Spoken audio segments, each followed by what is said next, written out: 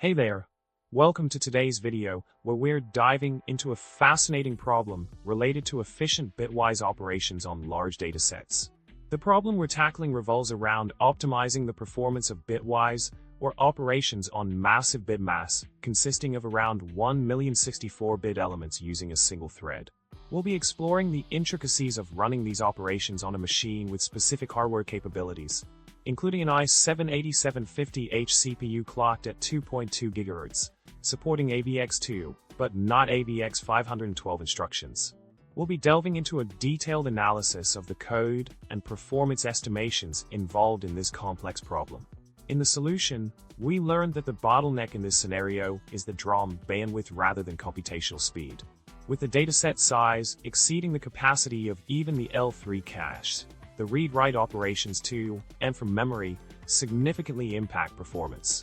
The theoretical maximum memory bandwidth of the CPU plays a crucial role here, allowing us to estimate the number of bytes processed per clock cycle.